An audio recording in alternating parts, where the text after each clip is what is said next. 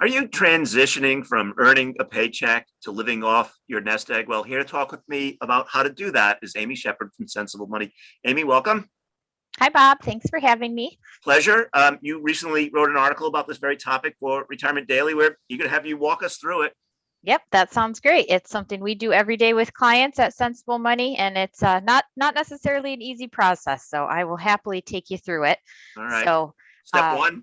step one, which most people I think know, but sometimes overlook, is the need to review or create a budget. So it's really hard to do anything financially without a budget in place. And so that's always the first step is we have to figure out what you need to determine how to create that retirement paycheck. And, if you're someone who is a budgeter, you already have that in place, it makes it really easy. Of course, not everyone is like that. They aren't budgeters. And so for those folks, I think there is a really easy solution. Generally, what I recommend for those who are not, they don't already have a set budget and they're not really sure where to start is I say, let's start with your take home pay. What are you bringing home, after taxes and retirement contributions every pay period? And, let's use that as a starting point. So that's the first step is either if you know your expenses, start there. If you don't, go based on your take home pay and kind of use that as the first step. All right. I'll ask a follow up later about that, but let's head on to step two.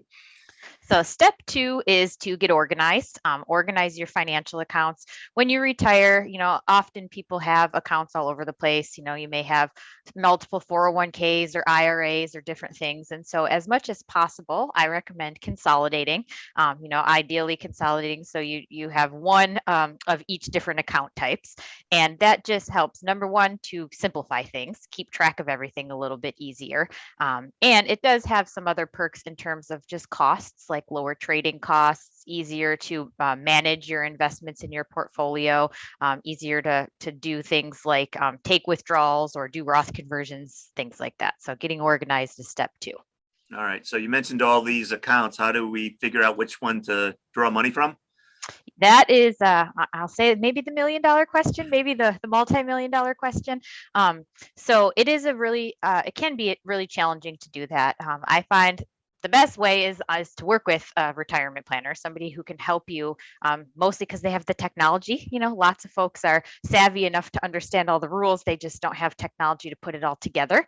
And so that is something working with a professional can help a ton.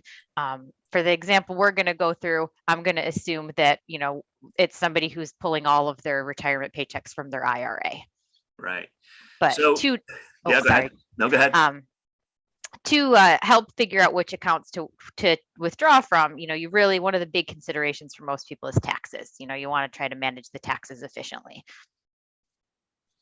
So care to elaborate on how you go about evaluating tax considerations? So evaluating the tax considerations requires some work for sure.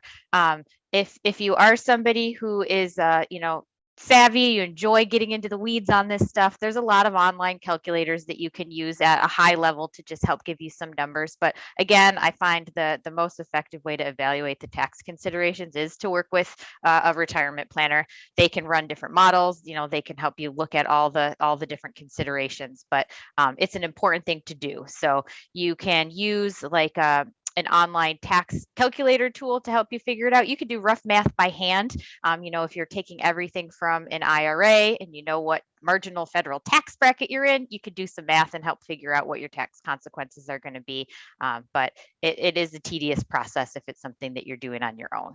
Yeah. So once you know your budget, which accounts to withdraw from, and the tax implications, what's next? So next, it gets a little easier. Once you get to this point, you're kind of over the hump of the challenges. But the next step is to just decide on the frequency. What do you want your retirement paycheck to look like? So what I find is that most retirees try to keep things as consistent as possible. So the two most popular choices I see are either twice a month, because it resembles like a biweekly or a twice a month paycheck, or once a month just for simplicity.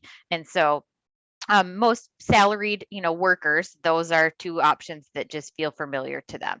So I recommend usually going with one of those options, either setting it up twice a month, like on the 1st and the 15th or something like that to resemble a paycheck, or just once a month on a day that makes sense for you, maybe based on when your bills come due or something like that. Yeah. So what are the logistics of setting that up? So the logistics go back a bit to that consolidation idea. If you've consolidated all of your accounts, in a perfect world, you have maybe one IRA, one Roth IRA, one brokerage account, and then a checking and a savings account. What you would do is, in this example, if you're pulling from your IRA, you would set up your IRA so that it has a gross monthly withdrawal. You have tax withholding set up based on the math you did previously. And then the main logistical component is to just set up a direct deposit from your IRA into your checking account. And so again, just like when you were working, it feels like, every 2 weeks or once a month, that paycheck shows up in your checking account and you go out there and enjoy retirement. So I think that's the easiest thing. I find very few people go with paper checks these days. Setting up a direct deposit like that logistically just makes it not feel too different from when you were working. Right. So oftentimes retirement plans are not set them and forget them. You need to make adjustments along the way.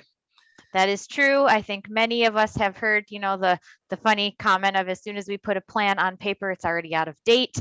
That applies to your retirement budget. It is not set in stone, and adjustments are necessary. Retirement is for most one of the biggest transitions they'll ever make, and it's often that you set up this budget the first time and it isn't the right thing. Maybe you're not having enough money come out of your IRA. You need to increase your budget, or on the other end, maybe it's too much and you need to pare it down. So I always just encourage people that it's okay to make changes. It's your retirement. You want to enjoy it and have it be comfortable. So I usually say give it 3 or 6 months to test out what you've put together. And then if you find that the dollar amount isn't working, don't hesitate to make changes. That once you set it up, that's really the hardest piece of the puzzle. And then making those small adjustments over time is a little bit simpler. Yeah. So Amy, the way you've described it here, this setting up a paycheck in retirement, it's the thing that most people desire. Anything we missed in our discussion or anything that bears reemphasizing? The only thing I will add is that it does take a little time, and it can feel a little overwhelming to sit down and go through all the steps, but it's worth it. I think, like a lot of things in life, when you put in the effort, the end result is a lot better. And so I think it can help people really enjoy their retirement more if they go through the steps to get this in place, right up from the get go.